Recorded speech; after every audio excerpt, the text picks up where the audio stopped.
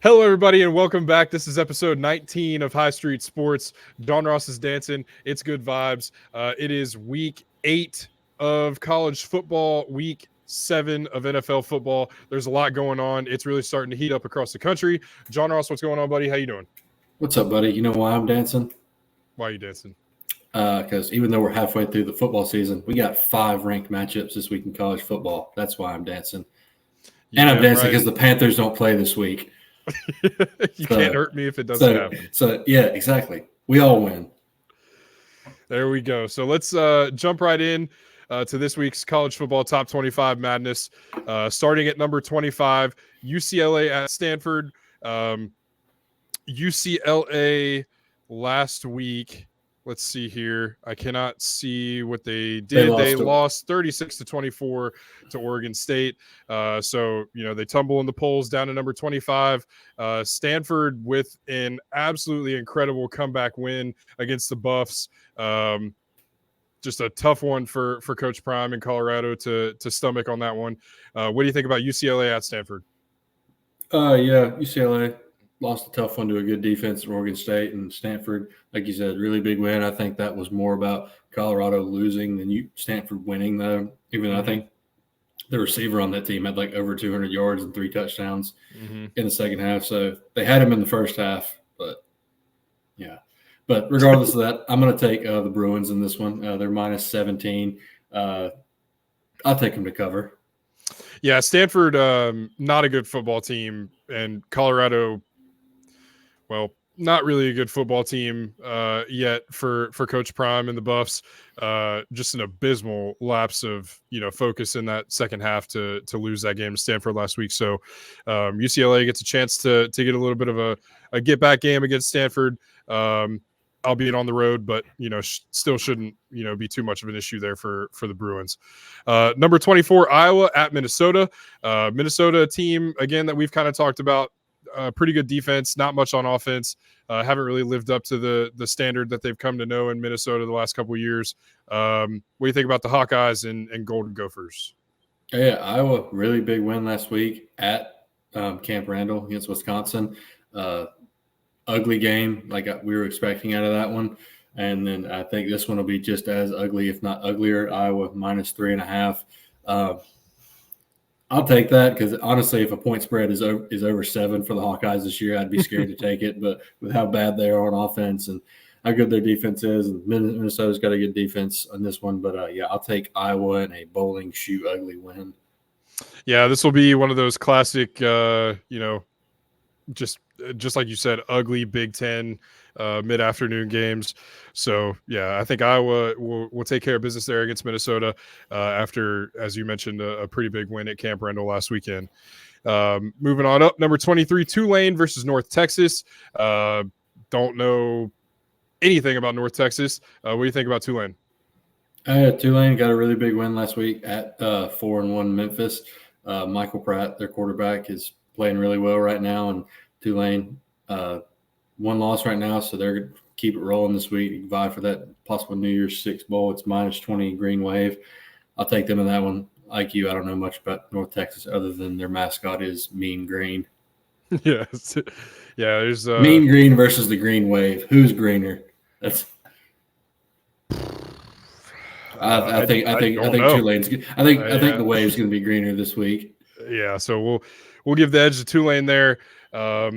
Moving on up, number 22, Air Force at Navy. So we have a little bit of a battle there in the Armed Forces academies.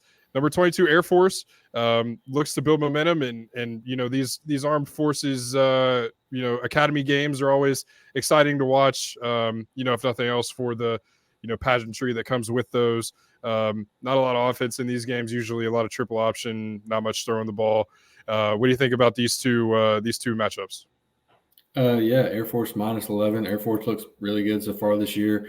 They beat a good Wyoming team last week, and they're another team vying for that New Year's Six spot. But yeah, I'll take Air Force in this one and take them to cover that minus 11. I don't know if Navy still runs the triple option or not, but even if they didn't, Air Force big. Yeah, these you never really know what you're going to get out of the offenses here. But as you mentioned, Air Force does have a little bit of momentum, picking up some big wins across the season and find themselves ranked for the first time. So congratulations to Air Force. Moving on up, number 20 Missouri versus South Carolina, a 3:30 SEC matchup. Missouri standing packed, staying in the rankings. What do you think about the Tigers versus the Gamecocks? Oh yeah, Missouri looks really good right now. They got a big win at Kentucky last week. The offense is really, really good. They look like honestly the team in. I know Tennessee's ranked higher than them, but to me they look like the one team that could potentially challenge Georgia in that SEC division. And South Carolina coming off a really tough loss last week. They were up by 10, around 5 minutes left, and let Florida win that one. So not good vibes in Gamecock land right now. And this one being in Mizzou, I'll take them. They're -7. I'll take them to cover that. I think the offense has a really big day against a bad USC defense. Yeah, and Missouri is a well coached team, and they are proven to be a legitimate team in the SEC. And it's weird to hear you say that they might be the only team that can challenge Georgia on that side of the conference, but not used to hearing that. But good for Missouri and Coach Drinkwitz having those guys ready to play. So should be a big opportunity for Missouri to get another SEC win under their belt and move along in the season. Moving on up here, number 19, LSU versus Army. A good chance for LSU to get back to basics a little bit and get a big win here at home, albeit against Army. But, it's an opportunity to get better, as is every week. What do you think about LSU? Yeah, LSU took care of business last week against Auburn. Offense did what everyone expected them to do. Went out and scored over 40 points. Defense looked good, albeit against a mediocre Auburn offense. But, hey, positives take out of that. Harold Perkins looked really good. He was all over the field. And this week, LSU is -30 in this one. I will take him to cover that with this being in Death Valley and another night game. And think the offense will keep rolling. Hopefully it's LSU's nursing a few injuries right now on the offensive line and defensive line. So hopefully get some younger guys in there this week, get some experience before the bye week, get everybody healthy before they travel to Tuscaloosa in a couple of weeks. Yeah, it's a big opportunity for LSU. So like I said, go out there and kind of get back to basics a little bit. I look for the offense to put up points and for Jaden Daniels to keep doing what he's been doing all year, and that's being electric playmaker back there for LSU. I looked at his numbers today, stacked up against some of the other quarterbacks in the country, the top quarterbacks in the country, and granted, LSU's got 2 losses that they would rather obviously not have, but he's a guy who, if he continues to put up the numbers that he's putting up and playing the way that he's playing and keeping LSU in these games, he's a guy that could you can make a strong argument to be in New York at the end of the year.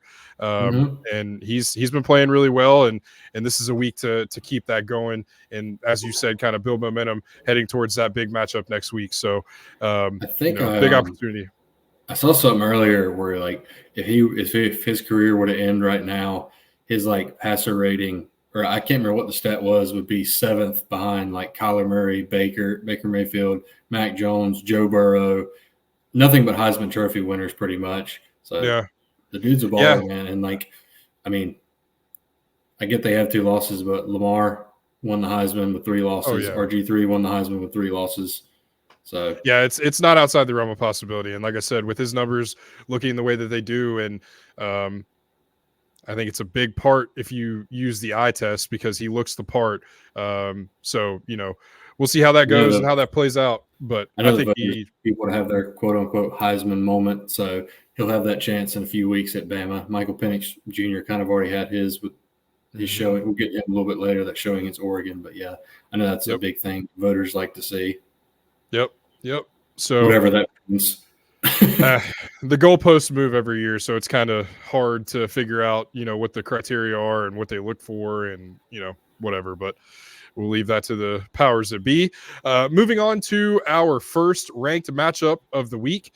Number 18 USC, coming off of an absolutely embarrassing loss, visits. At home against number 14 Utah. So another ranked Pac-12 matchup. And USC got absolutely boat raced at Notre Dame last week. Their defense has finally been exposed, I think, for what it is. And I don't now listen. I'm not discounting the fact that Caleb Williams is a very talented, very good quarterback, but I think a lot of this talk that is happening recently, both by national college football pundits and people online, saying that he is far and away the best quarterback in the country. He should have been the number one pick last year if he left, and should be the number one pick this year, or whatever the case is. I don't know if I see it. I mean, I see a really talented kid. I see a really, really good quarterback. But to call this guy a generational talent and just dismiss all the other, quarterbacks that are playing as well as they are across the country is ridiculous. And I think USC finally kind of got exposed for what they are. And I think USC is a bit of a pretender. Now, obviously, we will see, what happens this week in a ranked matchup against Utah. But that's just my 2 cents. What do you think about the Utes and the Trojans? Yeah, before the game, I actually bet on the under in that game because I looked and I saw there was going to be an 84% chance of rain in South Bend. And I was like, oh, I think the over-under was like 60.5 last week. I'm taking the under on that. Caleb Williams, those USC boys, they probably never even seen rain. But yeah, I mean, it didn't rain a drop, and they still got blown off the field. They got ran all over by Estime. The defense did. Notre Dame's defense pretty much, I mean, it was back and forth a little bit in the first half, and Notre Dame's defense really put the clamps down in the second half and shut USC down. I mean, Lincoln Riley, man, he's a great offensive coach, but he just doesn't seem to he doesn't seem to learn that there's another side of the ball that has to play too. I mean, going all the way back to Oklahoma. And, yeah, I don't like what I see out of USC either, or Caleb Williams. Like you said, Caleb Williams, he's a very, very good quarterback. I think we need to cool it with the Patrick Mahomes comparisons. I've seen that because, I mean, he's done nothing really to prove that so far. I mean, yeah, he did win the Heisman, okay, but the big games wise, I don't think he's won like a really big game. He lost the Pac-12 championship last year that would have likely put USC, possibly put them in the college football playoff last year against this same Utah team, by the way, who I just did our weekly "Is Cam Rising playing?" check. And did he play last week? I have yet to pay attention to a single Utah game this year. Hold, please. Talk to the people. This is an absolute abysmal performance by us. We need to be better. We will be better. But in the meantime of us getting better, you're just going to have to listen to me ramble until John Ross finds the answer here. So that should be coming. He did not play. So we have the answer. We will know that next week. I feel like we'll be more prepared to have this conversation. I feel like last week, I'm pretty sure I said the Utah coaches knew prior to playing Cal last week whether or not he was going to play. So that feels like he could have. They just didn't want to use him for that game. Yeah. Which I don't know. I mean, I'd rather him get his feet wet against Cal than USC. But all that to say, my word salad. My pick for this game is it's USC -7. If Cam Rising plays, I take the Utes. If he does not play, I think USC win. But if Cam Rising plays, you can. It's an asterisk next to this pick. If Cam Rising plays, the Utes are going to win because their defense is going to shut USC down.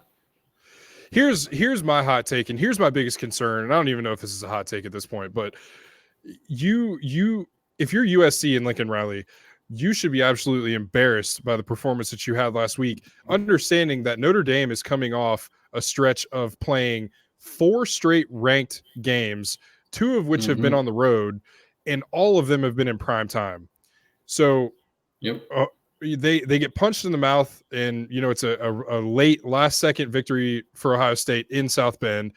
Then they go and win a gritty game the week following. Then they lose at Duke. And it's, am I mixing that up? Anyways, Notre Dame's been through the ringer. Notre Dame's been through the ringer. And for USC to play a team who's on their heels of all of those ranked matchups in primetime, and you still find a way to get blown off the field, that's concerning. So if Cam Rising plays, I think USC is going to lose. And if Cam Rising doesn't play, I still think USC is going to lose. I mean, unless you come out hot, You know you what? come You out give me firing. confidence. I make the same pick. Yeah, I don't. Utes. I wasn't sold. USC's defense has given up a lot of points, a lot of yards all year long, and then to have the performance that they did last week against a Notre Dame team who, by the way, has not been scoring a lot of points lately either. So that's a whole different conversation. But I agree with you. The talk with Caleb Williams being the next generational talent and whatever the case is, that needs to be put on the back burner, and he needs to show that he can go out and win a big game. So that's my 2 cents on USC. No shade necessarily. I just, the national media brings a lot of that on them with the way that they talk about him. So I get it. Caleb is the media darling right now, and that's fine. But there are 4 or 5 other quarterbacks that are playing as good, if not better than he is. So anyways, moving on up, number 13, Ole Miss at Auburn. Ole Miss really is looking pretty impressive so far this season, and they have another opportunity to get a win under their belt against, as you mentioned, a pretty offensive weak Auburn team. So Ole Miss visits Auburn, though it's a night game. Jordan Hare does get pretty rowdy at night. What do you think about Ole Miss versus Auburn? Oh yeah, Ole Miss was off last week. Auburn, like we talked about, dropped the game in Tiger Stadium to LSU. Ole Miss -6.5. Jordan Hare, man, that's a really hard place. That's one of the hardest places to play in the SEC that people don't talk about enough, especially at night. And this, to me, has the kind of game that Ole Miss and Lane Kiffin would drop when they're in the driver's seat written all over it. I don't know what it is, but this is my high street sports upset of the week. I'm going to take the Auburn Tigers to get a win in Jordan Hare at night against the Ole Miss Rebels. Lock it in. High Street Sports upset pick of the week from John Ross is Auburn over Ole Miss. We'll see what happens. I think you've mentioned that, and that is a thing that's happened in the past. Is Ole Miss and Lane Kiffin coach teams specifically. There is a tendency to fall asleep at the wheel during some of these types of games. It is a tough place to play. Hugh Freeze needs a big win too. I think. Like I said, I think this sets up perfectly for him to get his first big win at Auburn. All right. The offense is kind of a chore for them. They have a pretty good defense, though. They run the ball a lot. So if they can get that run game going, I like Auburn in this one. There you go. We'll ride with that one. So John Ross is picking Auburn as his upset pick of the week, and over here in the college ranks, we will move on up to another ranked matchup in the SEC. Number 11, Alabama. Host number 17 Tennessee. The Vols, obviously, not having the season that they envisioned coming in. They visit an Alabama team who, as we mentioned last week, Jalen Milroe is starting to figure it out a little bit. Alabama's starting to kind of inch back towards what that Alabama brand of football looks like. What do you think about the Elephants versus the Volunteers? Yeah, it's Bama -9.5. Bama survived a little bit of a scare last week against Arkansas. They were in the driver's seat in the majority of the game. And credit Arkansas, man. They fight tooth and nail against everybody they play, and they've played I think 4 ranked teams this year and all lost by a single possession. So, but yeah, Bama squeaked out last week, and then Tennessee got a big win at home against a tough A&M team. Tennessee, kind of the flip side of last year, where they had a high-powered offense. They have a really good defense and a strong run game this year. Joe Milton just doesn't look that great. He's not really contributing what everybody thought he would do to Tennessee this year. Bama, their defense looks really, really good right now. Offense getting a little bit better each week. I'm going to take the Tide in this one, and I think they do cover. I think it's going to be back to your regular schedule of programming with Tennessee and Bama after that big upset last year in Neyland. I think Bama and Nick Saban remember that loss, and they want to get Tennessee back for that. So yeah, I'll take the Tide in this one. Yeah, Vols fans have a tendency to take things a little overboard, as they did last season. And if you give Nick Saban in Alabama any type of bulletin board material, they don't forget, and they should be coming out swinging in this one. I'll take the Tide as well in that one. it will take a humongous game out of Joe Milton and something, a performance that he's never done before to pull this one off, especially on the road. So I like Alabama's chances in that one.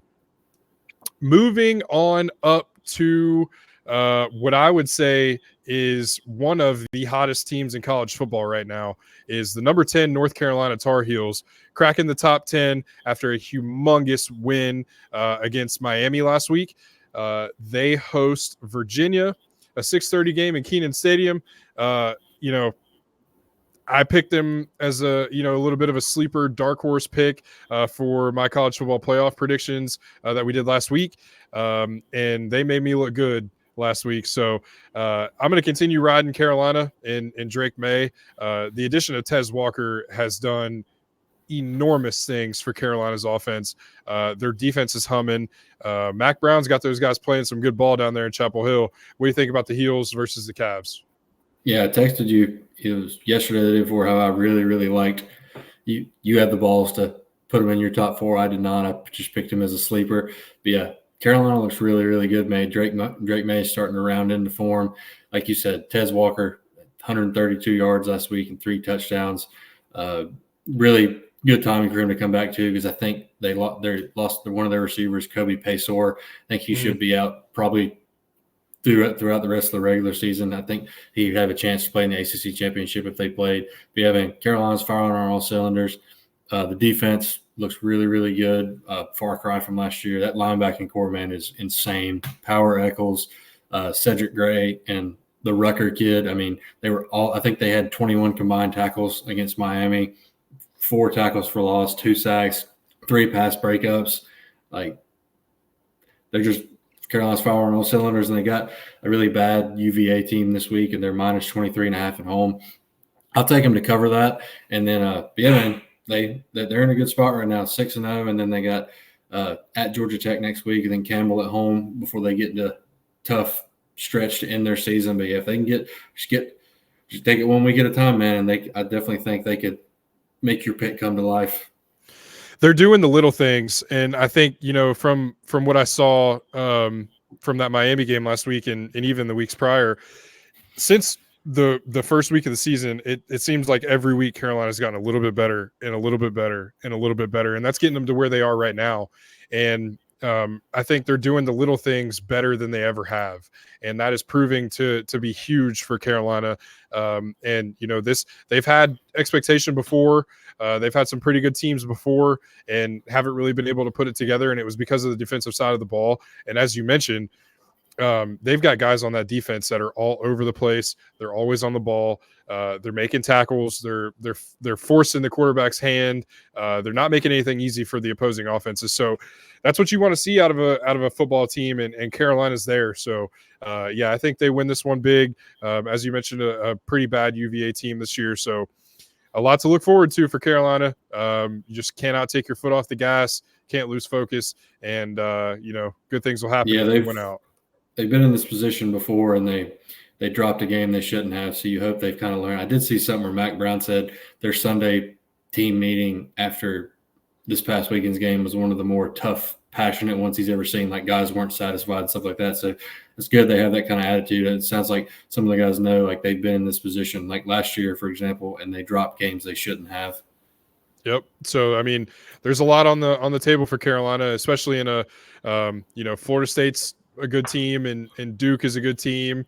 But there's a lot on the table for Carolina and the ACC that, really hasn't been there since they had that fateful night in Charlotte where, it was the onside or offsides on the kickoff, or was it, or, whatever that was. So Carolina's got a chance to do something they've not done. And that's win the ACC and bring a conference championship back to that city of Chapel Hill, who, seems to be getting behind that football team. So good for Carolina, and good for my pick if it all holds out. So moving on up, number 9, Oregon, coming off maybe one of the best games that we've seen in college football this season.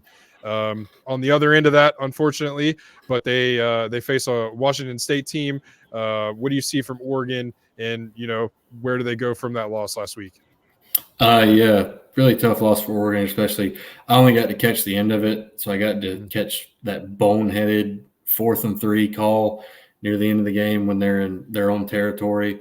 Like, I get it. You convert it. You eat more of the clock up. You force Washington to burn their timeouts. But even if you punt it, you're likely going to pin Washington inside their own 25 or 20 and make them go the length of the field in just a hair over 2 minutes. But, I mean, credit to them. I mean, they rolled the dice, but they lost. But, yeah, and this week they're back at home. They're minus 20 against a Washington State team who's been really struggling these past few weeks after shooting up the rankings there for a little bit. They lost 44-6, I think, at home to Arizona last week. And like we said, Arizona played Washington and USC tough 2 weeks in a row. They were going to catch somebody eventually. But, yeah, I'm going to take the Ducks in this one and think they do cover that in a big bounce-back win. Yeah, I mean, they're going to have to, figure it out and not let that one rattle them too hard if they want to stay in not only the Pac-12 race, but if they want to stay in the college football championship race as well. So they're going to have to figure something out there. Big game, big week for Oregon to kind of look in the mirror. So moving on up, number 8, Texas at Houston. I believe Texas was off last week, so this is their first time back on the field since that loss against Oklahoma. They want to get that ship turned around and get a bounce back win under their belt. What do you think about the Longhorns versus the Cougs? Yeah, Texas off last week. Definitely feel like you never want to go into a bye after a loss and have to stew on that loss for another week. But yeah, they're back in action this week at Houston, minus 23.5. I'll take Texas in this, but I don't think they cover. Houston's got a pretty solid team. They beat West Virginia last week, didn't they, on that Thursday night game on a Hail Mary? Yeah, yep. Houston was one of the Group of 5 teams I mentioned early in the preview. I mean, they're 3-3 right now, but they still have a solid team, and they're at home. So, yeah, Texas will win, but they won't cover that 23.5. All right, and moving up to number 6, the aforementioned Oklahoma Sooners. They face UCF in a noon game. What do you think about the Sooners there? Oh, yeah, minus 19.5 Sooners, the Dylan Gabriel revenge game against his old team. I think you'll have a big game in this one at home, and the Sooners cover that 19.5. Yeah, I like Oklahoma's chances in that one. Also, I think Oklahoma was off last week as well, so they get a good 2-week layoff after their victory over Texas. On the end of that, Texas had to stew in that loss, like you said, for an extended period of time. So interesting to see if there's a hangover for Oklahoma or, see how Texas comes out of that. So moving on up. Number 5, Washington versus Arizona State. Washington coming off a really impressive win, as we mentioned, against Oregon. Michael Penix is still, in my opinion, the Heisman Trophy front runner. And if I had to put a number 2 onto that, I think I would put Jaden Daniels on his heels. But I think Michael Penix has the edge right now, obviously with that big win last week. So what do you think about Washington versus Arizona State? Yeah, Washington, what can you say, man? Great win last week. Took advantage of a pretty ballsy call by Oregon that didn't work out like we just talked about, but they got the ball back in their in Oregon territory and scored in 2 plays. For a second, I was like, oh, they scored way too fast, which, I mean, Oregon did drive down the field, but they missed the field goal. But, yeah, man, Michael Penix Jr., 4 touchdowns, 1 interception. I think he had over 300 yards. Romo Dunes, Jalen McMillan, the other one's Polk, I think his name is. Mm-hmm. The receivers keep doing a great job. They have a sort of a bend, don't break defense, which, I mean, hey, if it works, it works. But yeah, Washington looking really, really good right now, and I think they keep it rolling. Minus 26.5 at home against Arizona State. I think they win and cover that. I will agree with you there. Washington looks good, and unfortunately, I think Arizona is just the next in line, Arizona State. So, we'll see what happens there, but I think Washington keeps it rolling as well. Moving on up, number 4, Florida State versus number 16, Duke. We've talked a lot about Duke on this show, and we've also talked a lot about Florida State. Duke is, a team that kind of has, it's definitely not been in the same situation as UNC has. Duke's been a lot worse than UNC has for, the good majority of the last 10 years or so. They have had some bright spots in there, but there's been a lot more valleys than there have been peaks for Duke. But Duke seems to, they're putting it together right now. They're playing some good football. versus a number 4 Florida State team who beat Syracuse last week 41-3. What do you think about Florida State and Duke? Yeah, it's Florida State minus 14. This one's kind of contingent, I think, how close it is if Riley Leonard for Duke plays or not. I don't think he's going to. I'm pretty sure his injury is a high ankle sprain, which, I mean, that's a hard injury to come back from. I mean, that's usually at the very least like a 2.5, 3 week thing. But yeah, regardless, I'll roll with Florida State with this one being at home. I think their offense is going to be too much for Duke's defense. Florida State will pull away in the second half and cover that minus 14. Yeah, I would feel a lot better about this one for Duke if it were in Durham. But the fact that it is in Tallahassee makes it a tough one. It is a night game also in Tallahassee. It's a 7:30 kickoff, so that's going to be, a juiced up crowd down there in Florida State land. But I'm not going to put it past Duke to go out there and put up a fight. I think crazier things have happened. So if Duke won this game, I wouldn't be very surprised. But I do like Florida State being at home in a night game. So tough environment for Duke to walk into. But if they, they can show that they're for real with a big win here. So that would make a lot of things interesting down the stretch in the ACC. Moving on up to the game of the week and probably the game of the season thus far. Number 3, Ohio State at home against number 7, Penn State. I don't really think there's much that we need to say about this one. This is a humongous game for both parties involved. Ohio State, a lot to prove here. Kyle McCord, first time in a game this big. I know they played at Notre Dame, and that was a big game at the time. But there's a lot on the table for both of these teams. Mm-hmm. A lot of key injuries for Ohio State. TreVeyon Henderson did not play last week. Emeka Egbuka did not make the trip to Purdue. So there's, some injuries there. Didn't every running back get hurt? Yeah, just about. Didn't the fourth string guy have to come in? TreVeyon's hurt. Mine Williams did not play. Chip Trainum got a concussion, so that left Dallin Hayden to do Dallin Hayden things and just absolutely look phenomenal. I think the talk was that Ryan Day and staff wanted to maybe redshirt Dallin Hayden. That plan, Ryan Day said he will evaluate week to week and put the best player at each position out there. And if that happens to be Dallin Hayden at the running back position, then he will play and they will burn his red shirt. But they are keeping that on sort of a week to week basis, especially with the health of TreVeyon, Mayan, and Chip in front of him. So rough waters there at the running back position a little bit for Ohio State, but they got to, figure it out quick. Penn State is an impressive team. They've looked pretty good. They beat UMass. I think it was 63-0 last week. So, you could take that for what it's worth. That's a lot of points, but UMass is not any good at all. But Penn State has looked pretty good. They, a lot of talk about Chop Robinson on that defensive line, but Adisa Isaac has actually been more productive. He leads the Nittany Lions in sacks with, I think, 6.5, and I think Chop Robinson only has 3. Obviously, Chop gets doubled a lot, so there's a lot to unpack there with those numbers. But they've got some playmakers, man. They've got a talented backfield with Katron Allen and Michael Singleton. They've got 9 touchdowns between the two of those guys and about 700 yards, 800 yards between the two of them. And Keandre Lambert-Smith is a good, talented wide receiver, and Drew Aller's playing good at the quarterback position. So there's going to be a lot on the table for Ohio State's defense this week.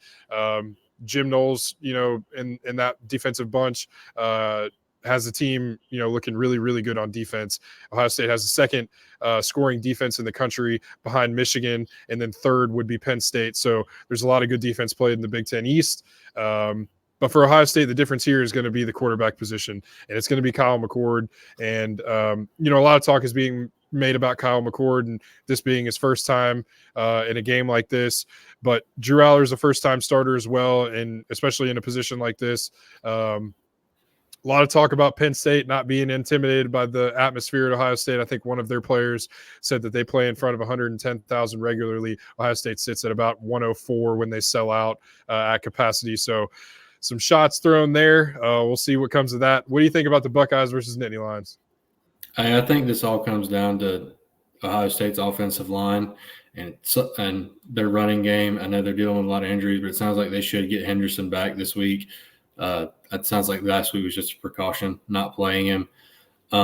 But yeah, I think it just comes down, like we talked about last week. Ohio State's offensive line has to step up and stop a really, really good Penn State front set. Just an overall great Penn State defense. And I don't think it's outlandish to say this is the biggest game of James Franklin's career, in my opinion. I think he could very well be playing for his job. Now that sounds weird. I mean, they're not going to fire him if he loses this game, but like this is the most hyped up Penn State's been that I can remember under him. And it's put up or shut up time for them. All that to say, Ohio State's beaten Penn State 11 out of the last 12 times. They're -4. I do think it'll be a low-scoring game between two really good defenses, but I do think Ohio State will win this one at home. Is Denzel Burke playing? I saw he got hurt too.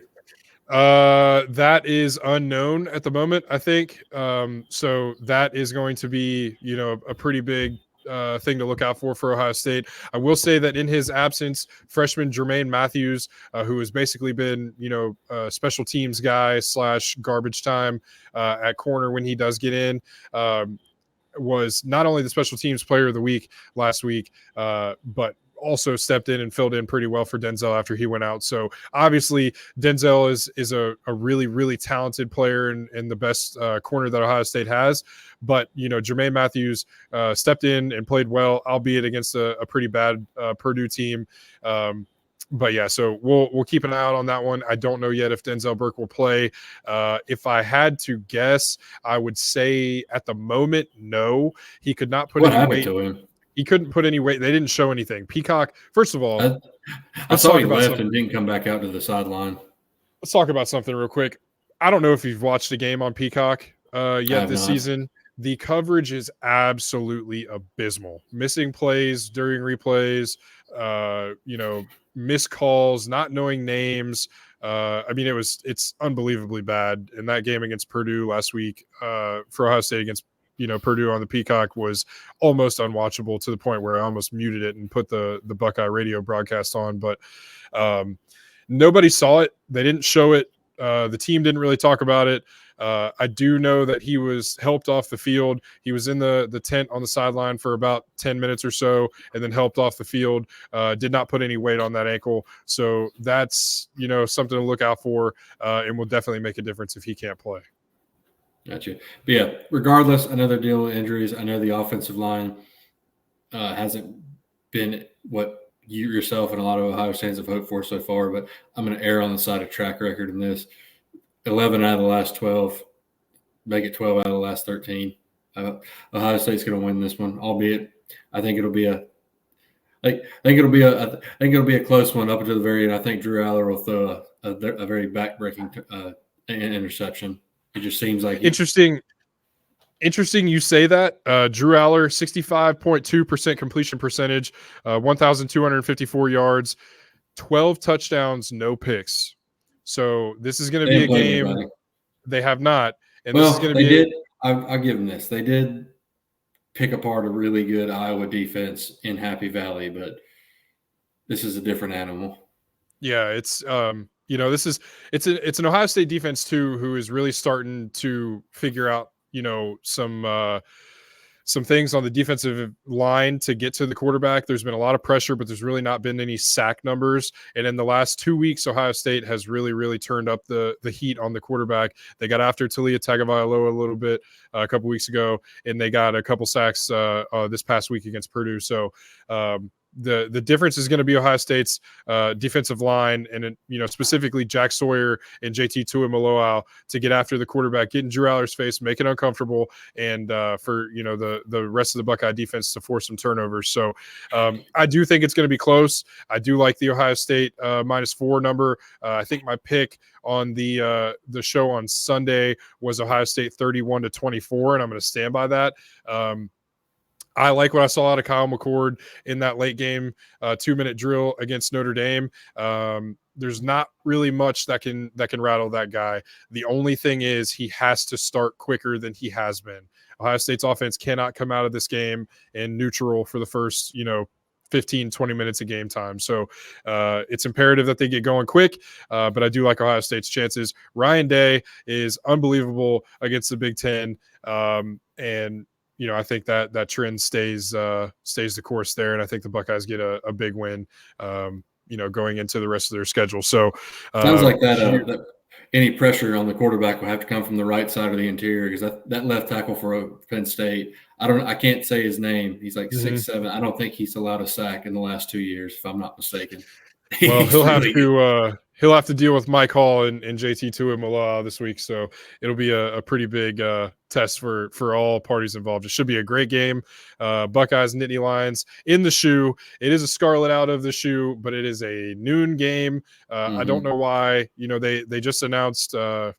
Selfish rant here. They just announced the game time for next week against Wisconsin being a 7:30 kickoff in Camp Randall, but it seems that every big game that Ohio State has at home, it's at noon or 3:30. So don't know what the schedule makers are doing there, but whatever. You got to roll with it. Moving on up. Number 2, Michigan at Michigan State, a rivalry game here. Michigan State does not look very good, but in rivalry games like this, you throw the records out the window. These teams don't like each other at all. So, I think this, has a potential to be a pretty ugly game. I do think Michigan wins in the end, but it could be an ugly one. What do you think about the Wolverines and Spartans? It's Michigan minus 24. I'll take them to cover that. I know this is a rivalry game at Michigan State's dealing with a lot of stuff right now. They're not a good team. Michigan will probably do what they've done all year. They'll take the first quarter off and then blow the doors off of them the rest of the game. But, yeah, I'll take the Wolverines big in this one.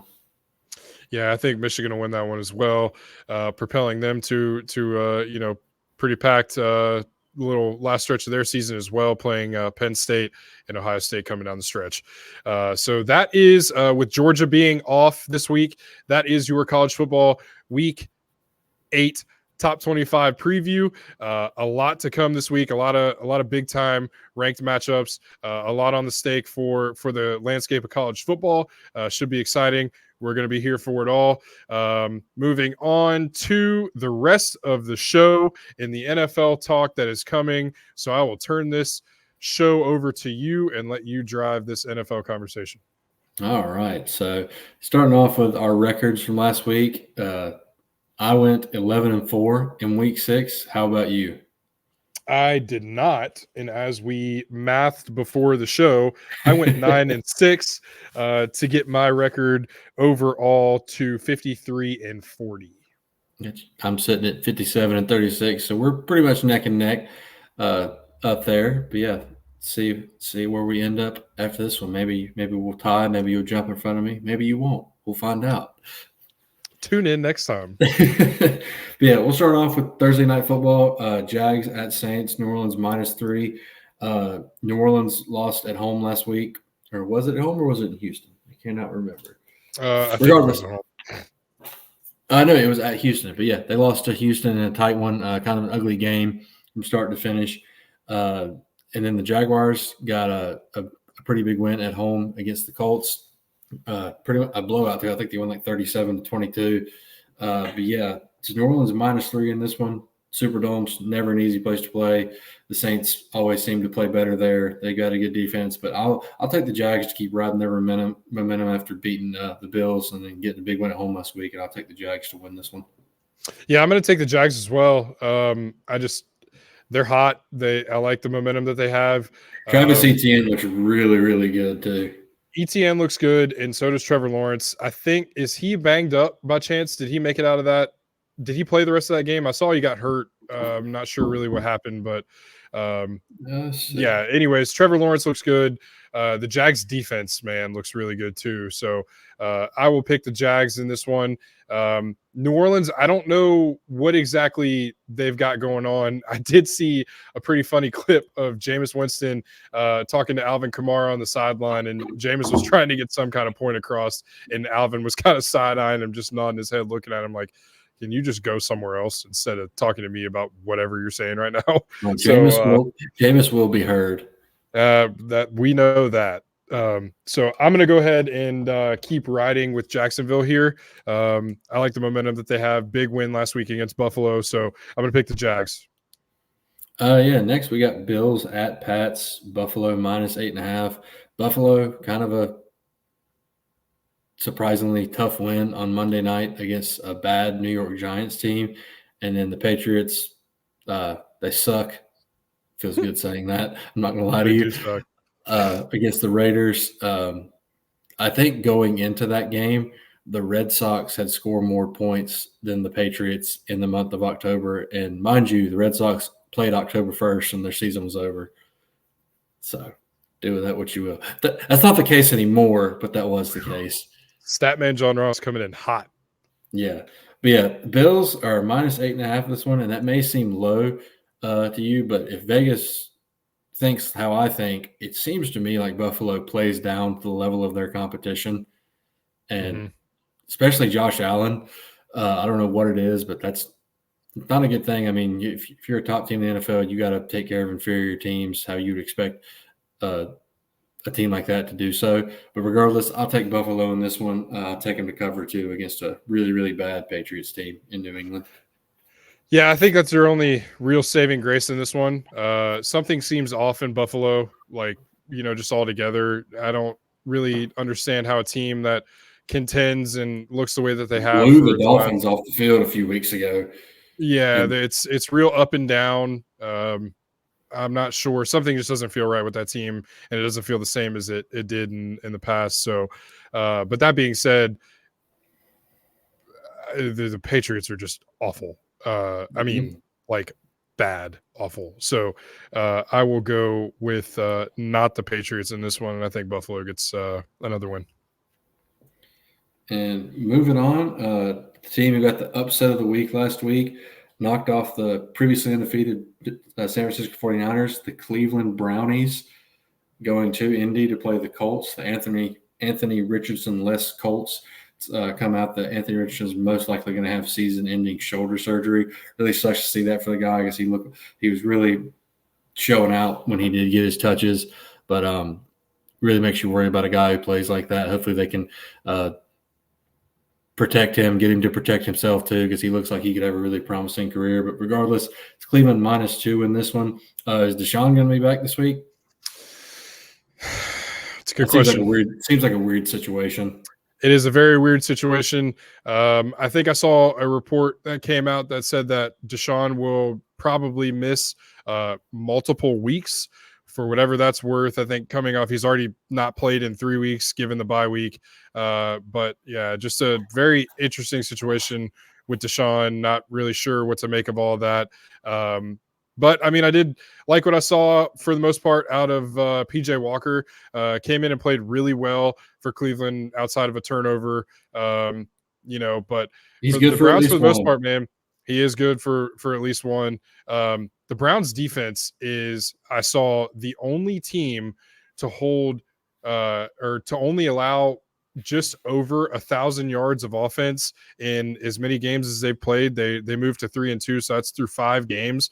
They've only allowed 1,000, just over 1,000 yards of total offense. The Browns defense is absolutely suffocating, and they are what is, holding the Browns above water, thus far this season with the Deshaun situation and whatnot. So, man, that defense is awesome. It's by far the best defense I've ever seen in Cleveland, and they're playing really well. On the other side, in Indy, I loved what I heard out of Gardner Minshew after their game last week or before or whatever it was, basically saying that, if Anthony Richardson were to be healthy, then he understands that it's his team and he's there to do a job. Ultimate teammate move out of Gardner Minshew. Hats off to him for that. But that being said, the Cleveland defense is playing lights out. So I'm going to go ahead and pick Cleveland. I did not pick Cleveland last week. I apologize, Dog Pound. Bad mistake on my part. I will never doubt you again until I do. Well, but you had good reason not yeah, backup quarterback against the best team in football. I don't think even the most diehard Browns fan picked Cleveland last week. Yeah, and what was really a shitty weather game too. It was cold. It was a little bit drizzly and stuff too. So big gritty win for Cleveland last week, and I think they ride that momentum. Give me the Browns. Yeah, I'll take the Browns this week in an ugly one again. And then next up, we got Commanders at Giants. Commanders got the win in Atlanta last week. Sam Howell looked really good. His receivers looked really good. The Giants, like I said, they dropped that Monday night game. Surprisingly, were competitive against Buffalo. And then they got Washington -2 in this one. This one's kind of tough one to me. This feels like the kind of game the Commanders would drop after getting a big win last week. They don't seem like they haven't been very consistent this year. But I'll ride with them in this one. I think the Commanders, I think Sam Howell keep improving, keep getting better, and get the win in New York against a bad Giants team. Don't look now. Chase Young is healthy and he's getting comfortable and he's getting his legs underneath him. And that just adds to what Montez Sweat brings to that defensive line. And, that really, really makes things difficult for the opposing quarterback when you go against a defensive line that has guys, like that, just absolute freaks on either side of that defensive line. So, if Sam Howell doesn't turn the ball over and he gets the ball to his playmakers, Curtis Samuel's starting to score some touchdowns and be a playmaker for that offense. Jahan Dotson needs to play better. No catches for no yards last week, which is an absolute problem for a guy like him. But, they continue to run the ball pretty well. The Giants stink. So give me the Commanders in this one. I'll take them to cover as well. They could throw it to number 17 a little more. I would agree with that. My fantasy team would too. Next up, we got an NFC South matchup: Falcons at Bucks. Falcons, like we just said, dropped a home game last week. The Commanders, Buccaneers. They lost as well. That's right. They played the Lions. Yeah. Dropped a game at home to a really good Lions team, but they're back this week at home, -2.5. I'll take the Buccaneers. I think the defense will suffocate that Atlanta run game and shut down that, like we keep talking about, one-dimensional Atlanta team. And Baker will have a big game. But I think this one could be ugly too, because the Falcons do have a pretty good defense. They got two really good corners, and AJ Terrell and Jeff Okudah is really, really starting to show why he was drafted number 3 overall now that he's healthy. I was just about to say that health means everything for every player, but Jeff Okudah especially. I mean, he's been snake bitten by injuries since he's been in the league. So glad to see him, healthy and playing well. I take back a little bit of what I've said about Desmond Ridder. I think last week was his second week in a row over 300 yards passing. And I think he's only had maybe 1 or 2 turnovers in that span too. I could be wrong. But Desmond Ridder, I mean, listen, when the Falcons can throw the ball and run the ball that well, they could be a pretty dangerous offensive team. So the Bucs did lose a close 1-score game to a really good Lions team. Falcons did get a. You want to flip a coin? No, give me the Bucs. Okay. And on to the next game, the Lions we just talked about. Got the big road win in Tampa Bay last week, playing a Ravens team that went across the pond and got the win against the Titans, albeit an ugly one. This one in Baltimore -3 in this one. Baltimore's still dealing with a lot of injuries. Lamar hasn't looked great, which is surprising. I mean, he's still got a pretty solid supporting cast as far as receivers go with Mark Andrews, Zay Flowers, Rashad Bateman. Odell, I know, is not what he used to be, but I'm going to take the Lions in this one, going against my Super Bowl pick out of the AFC. But the Lions look really good right now, man. They can beat you any kind of way. They showed the past 2 weeks, blew out the Panthers, then won kind of a dogfight in Tampa Bay against the Bucs. Ride old MCDC and the Leos in this one. Yeah, give me MCDC as well over Harbaugh. There's just something I don't know what it is. I think Lamar is a fantastic player, and you mentioned they are dealing with a lot of injuries. He doesn't have Odell, but there's just something about Lamar that I can't put my finger on that bothers me. There's sometimes where I think he thinks that he has to put too much of that offense upon himself, when, as you mentioned, they still have Mark Andrews. And in his defense, I will say this: RG3 said it very eloquently on ESPN. He's running for his fucking life. That is true. That is true as well. So it's not all on Lamar, but like I said, I don't know what it is, but there's just been something about Lamar over his career that just kind of sticks out and bothers me a little bit, but I can't put my finger on it. But I think, give me the Lions in this one as well. And I think we've had all the same picks so far, have we not? Jags, Buffalo, Browns, Washington, Bucks, Lions. Trying to get an identical record as me, I see. Hey, man, I can't fall any further behind. Yeah, it's true. All right, next we got Raiders at Bears. Raiders got the win against the Patriots last week. I think Jimmy G's hurt now. Who they going to turn to? I'm trying to think of who's their backup. I don't know who their backup is. I have no idea.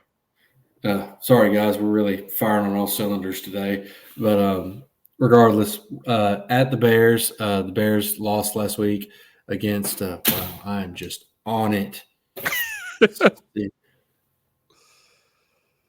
Bears lost at home to the Vikings this week. I do know this, Justin Fields is hurt. He's likely going to miss this week. I did see that his hand isn't broken. I don't think that they don't think it's broken. So he'll probably be out for a couple weeks.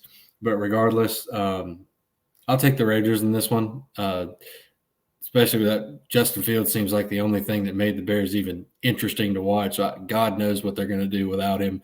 So I'll take the Raiders in an ugly one. I think the Raiders will do their damnedest to lose, but they'll end up winning. Yeah, it's a dysfunctional bunch there in Vegas. Which is weird when you've got a team who on paper shouldn't be as dysfunctional and bad as they are. But I think I put a lot of that onus on Josh McDaniels. I don't really think that he's got it. Whatever it is, he doesn't have it. So, short supply of it. In Las Vegas.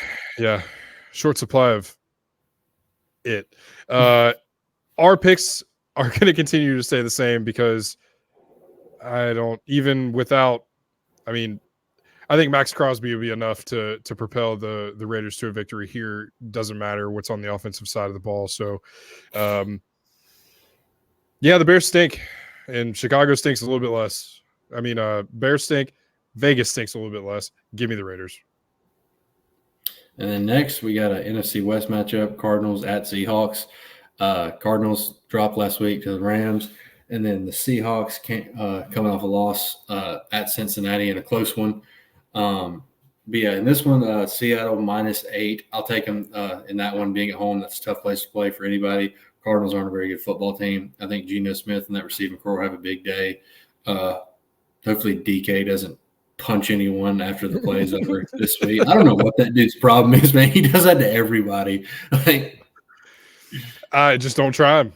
That's all I think. He's right on there, the fuck around and find out scale. It's getting pretty.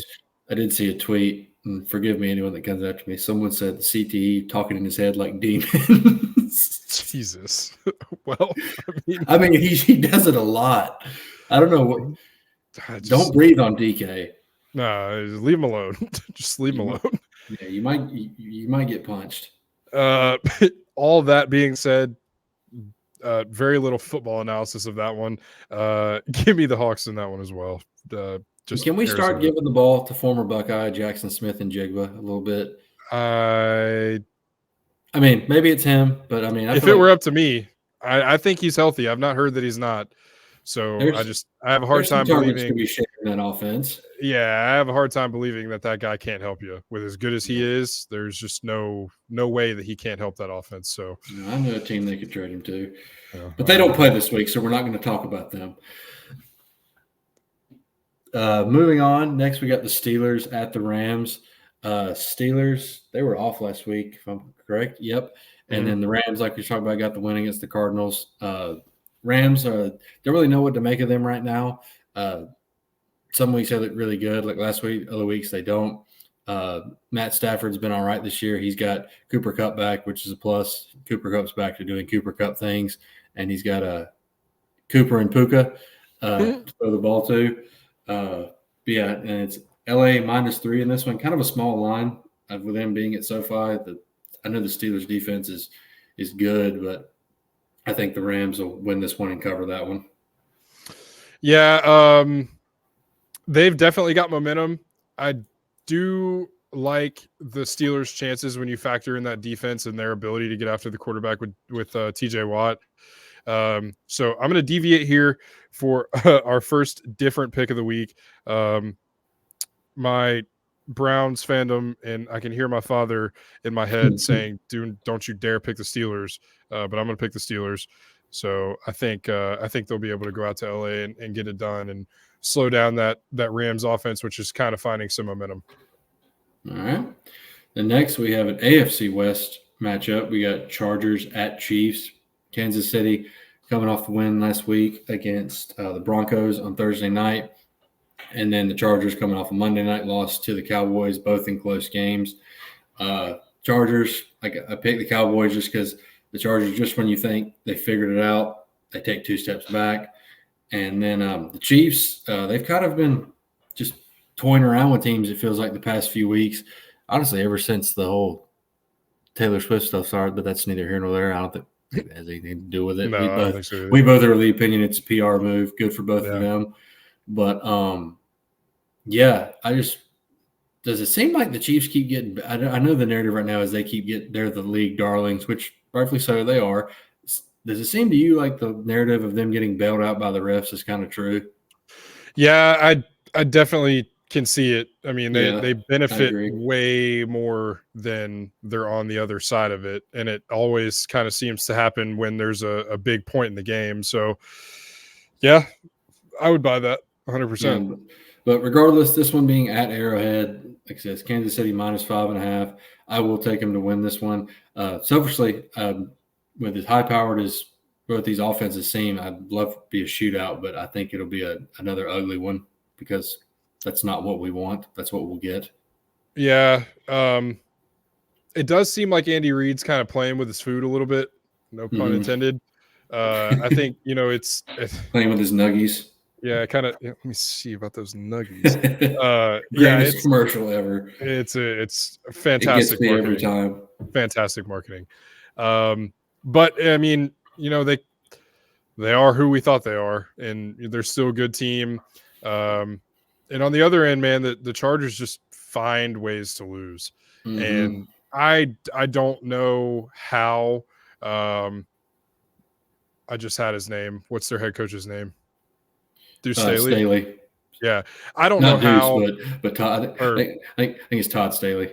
Yeah, I either one, Mr. Staley. I don't understand how he has that job still. I mean, a lot of people think that's the problem.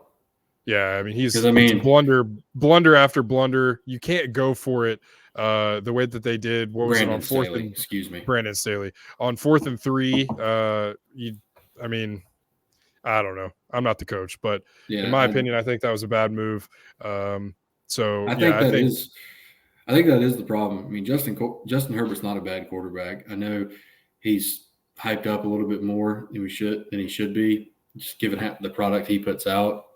And then Keenan Allen's an amazing receiver when healthy. I know they're missing Mike Williams right now, but Austin Eckler is one of the best running backs in the league. They have Derwin James, Joey Bosa, and Khalil Mack on defense. I do think they need a different voice in the room. Yeah, and it's when you have a team that is as talented on paper as they are, there's just no excuse, and you've got to put your guys in a position to win. And if you're not putting your guys in a position to win, then what are you doing it for? And it's kind of shocked me again that Keenan has stayed in with the Chargers as long as he has.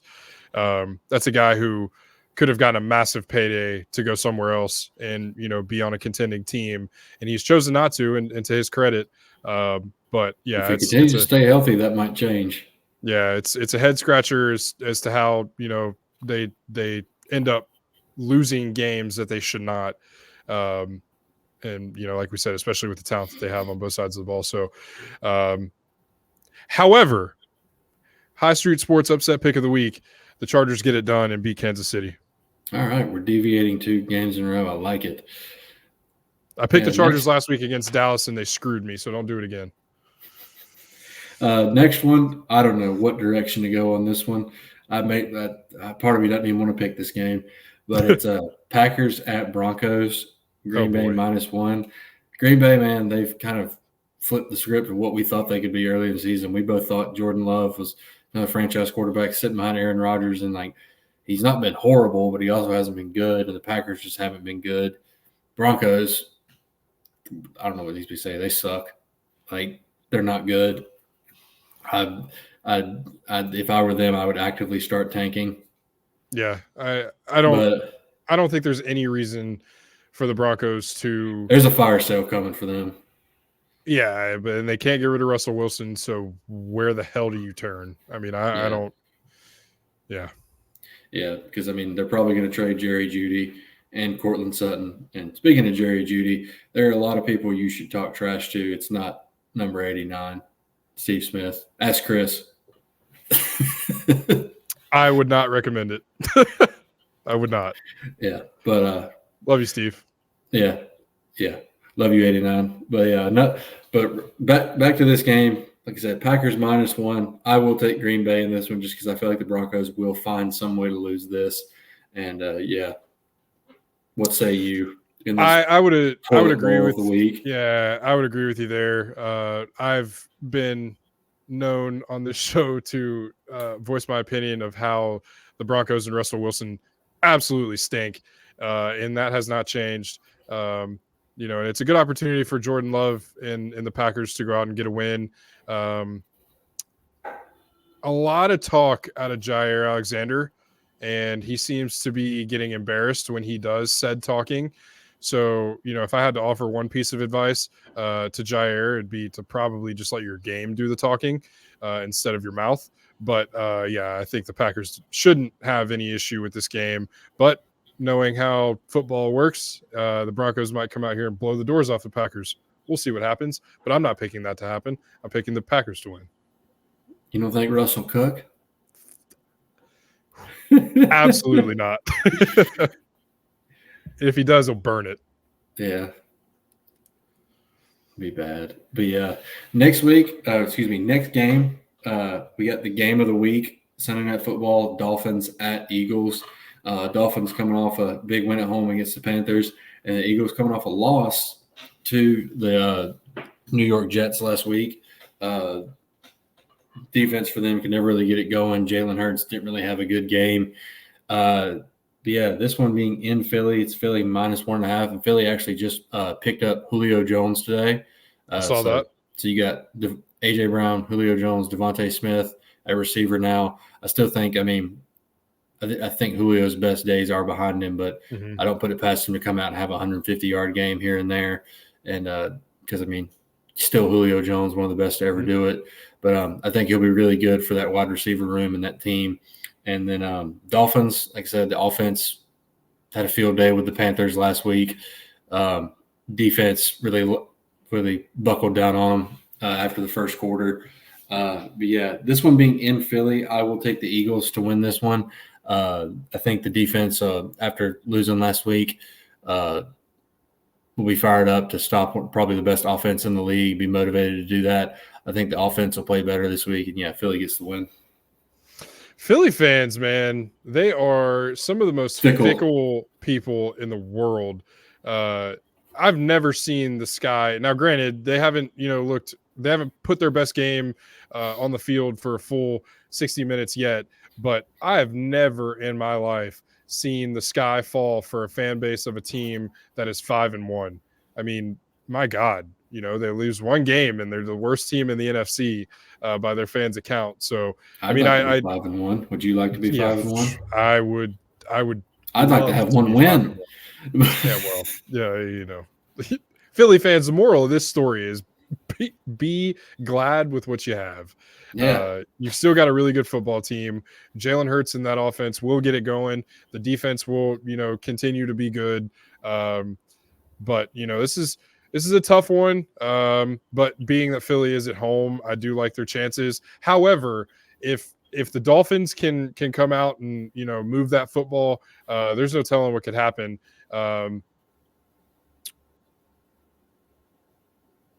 Yeah, give me the Dolphins. I'm riding it. Okay. All right. I like it. Give me the Dolphins. Yeah. Big matchup between the Dolphins receivers and the Philly secondary. See who gets the better of them in that one. Real quick, I know I said I want to talk about him, but shout out to Tua after the game last week. He spent a long time with Bryce Young at center field, just talking to him. And I remember people wrote off Tua. I was one of them who wrote him off early in his career, and now he's one of the better quarterbacks in the league. Panthers fans, don't give up on Bryce, man. He keeps getting better every week. He's got a bad situation around him. He's our answer. Just don't give up on him. He'll get there. Yeah, and it doesn't help him to, I think I did see that Frank Reich is giving up the play calling I think I think responsibilities. the offense will start to look a little better. They got to protect him though. That's number one. Yeah. And if you got to, and in my opinion, if you got to start selling pieces on that defense to build around your quarterback, you do it. It's the most important position in football. Would you move Brian Burns? Yes. Okay. All right.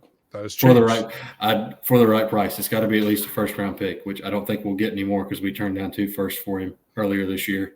Well, here's the main thing, and we've talked about this in private. We've talked about it on the show. It starts with the guy in the owner's office, and he has not shown the ability to be able to make those moves on his own merit. So he doesn't need to make any moves. He needs to sign checks, and that's it. Correct. And that's what I was getting at. He needs to Frank Reich's giving up the play calling ability.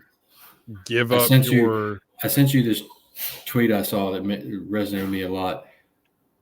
Dysfunctional teams, organizations don't always have meddling owners. Meddling owners always have dysfunctional teams.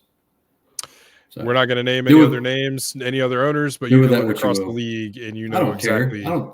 He's not. I'm just saying, like you dipshit. Nobody gives a shit about David Tepper, but I'm saying the other teams that are in situations similar to what the Panthers have been, and you're exactly right. It starts with the meddling owner.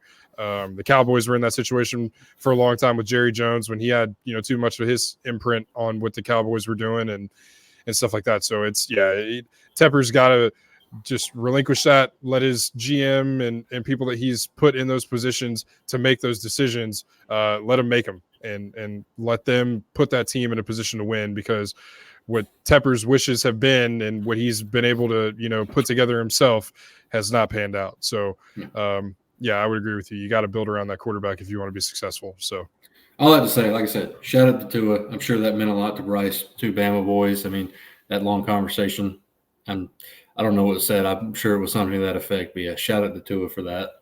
Yeah. And then last game of the week, Monday Night Football, 49ers at Vikings. Both teams, 49ers coming off their first loss of the year. Vikings coming off the win against the Bears last week. San Francisco -7 in this one. Likely going to be without Christian McCaffrey and Deebo Samuel. I know there's talk that they could possibly play. I wouldn't risk it, especially not with McCaffrey.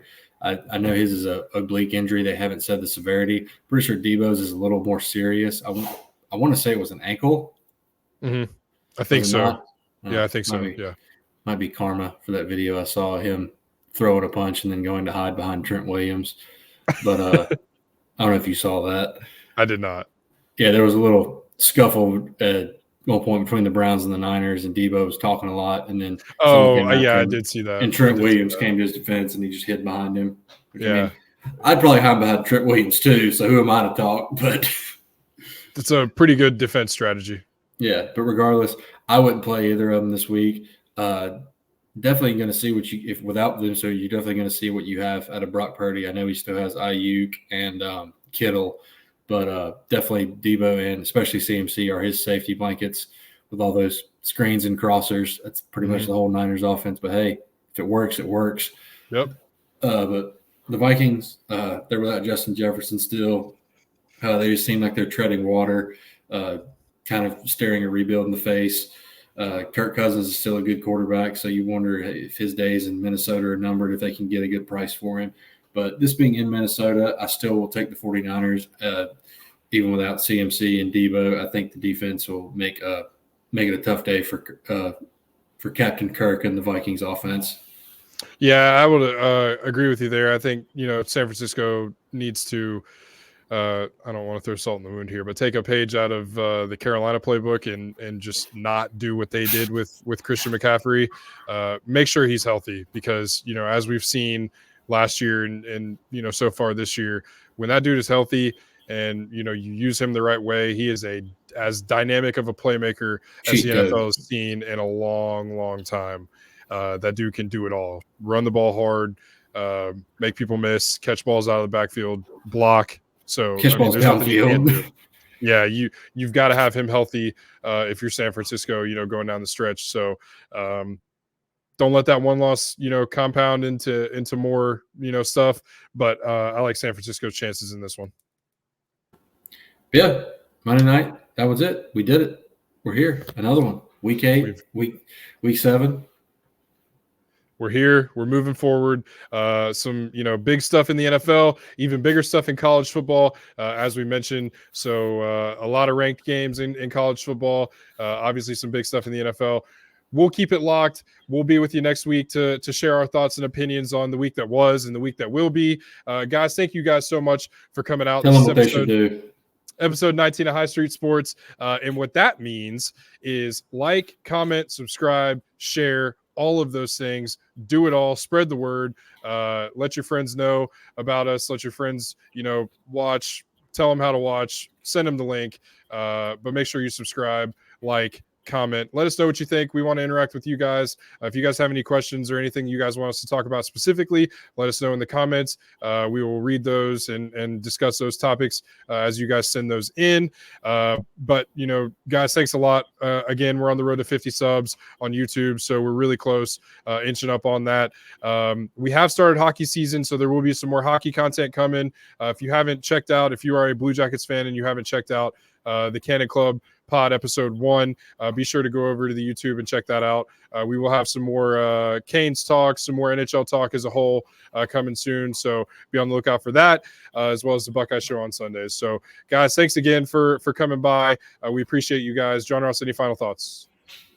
No, sir. You said it all. Like Lynn said, like, subscribe, share, do it all. If you don't do it for us, do it for football. All right. This isn't going to be here much longer. We're already halfway through it. Enjoy it while it lasts. We know we will. We'll see you guys next week. Thanks, guys.